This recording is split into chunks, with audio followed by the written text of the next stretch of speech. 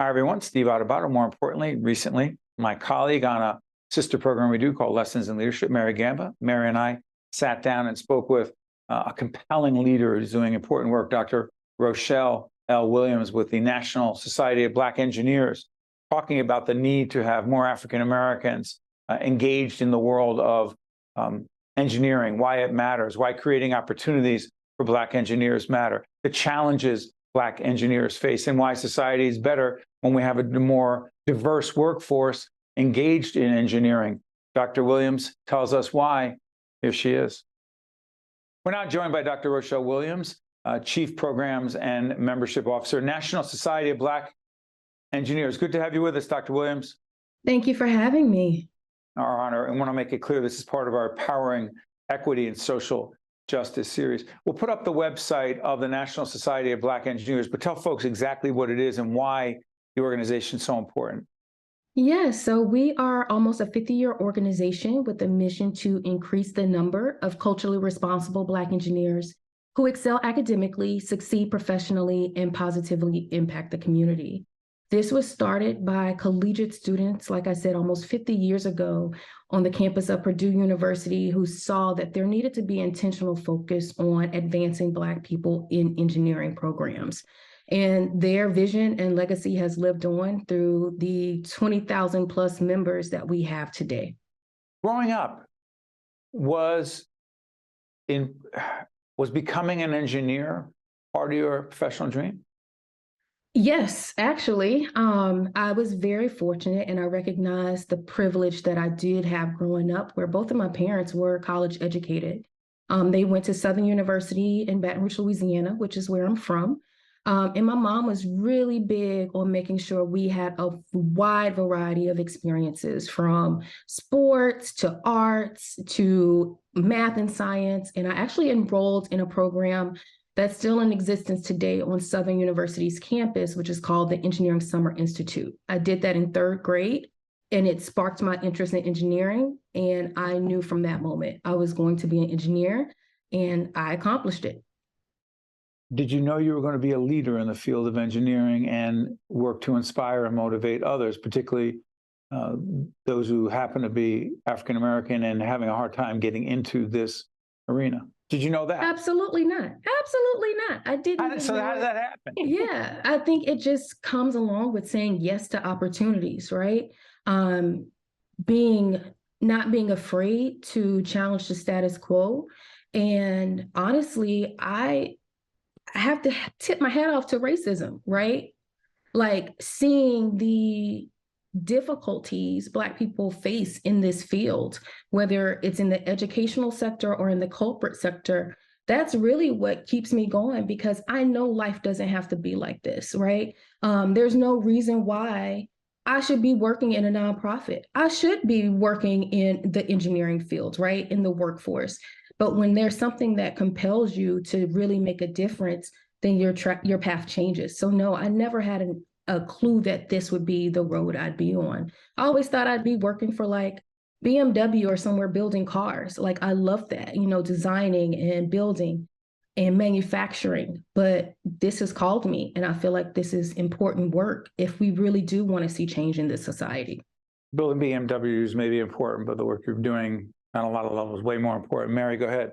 Yeah, I would love to talk a little bit about the connection between leadership and mentoring, especially because that K through 12, that vulnerable, it really comes down to whose role models are in their lives. So why is it so important to you personally, and as well as with your organization, to coach, mentor, and pretty much bring up and raise our young leaders of tomorrow? Yes, because it's so important that we not only spark the interest at a young age, but we sustain it.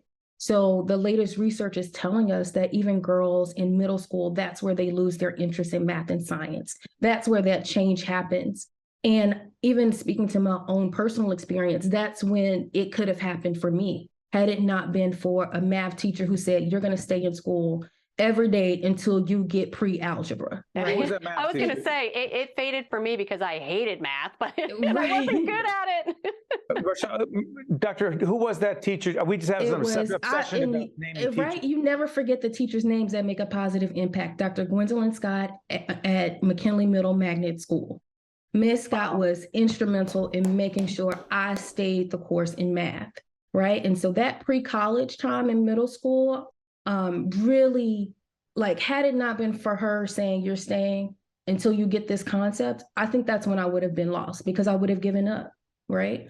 And so think about me who had a parent who was an accountant who knows math. What about all the children out there who don't have parents who are good in math that could really sit down and help them? And so that's why the mentoring piece is so important, that we have people that can support them not only in the social context, but also in the technical context as they go through their K through 12 pathway. Let me switch gears a little bit here. We're doing this on Lessons in Leadership. We're going to share it with our broader audience, if you will, likely on one-on-one. But I'm curious, what is the most significant way in which you believe your leadership approach, your approach to leadership has been influenced, impacted by COVID 3+ years in? Just a real intentional focus on people over policies. Oh, people over policies. Policies. Please expand, because please. When you think about how our organizations are structured, they are really structured to support the organization in moving forward. And so if we are facing a crisis where people are dying every single day, your staff's family members are dying or sick or in hospitals, how do you not address the policies that prevent them from living, right? From living, period. So it's really me being more intentional about making sure before we look at anything, we're looking at it through an equitable lens and a lens that puts people before the policies that we've created or will create. Mary, got time for one more on your end? Yeah, definitely. I wanted to talk just a little bit. I know you talked about the math and the challenges in STEM.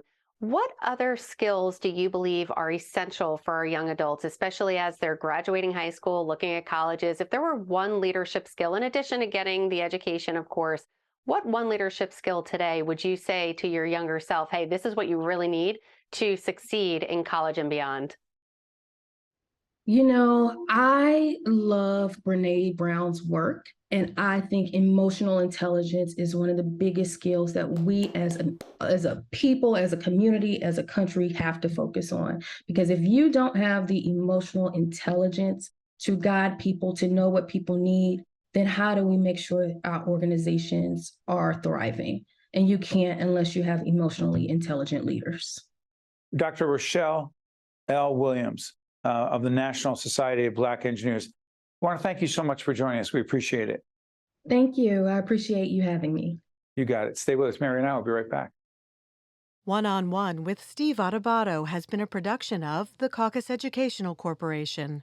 Funding has been provided by RWJ Barnabas Health. Let's be healthy together. PSEG Foundation.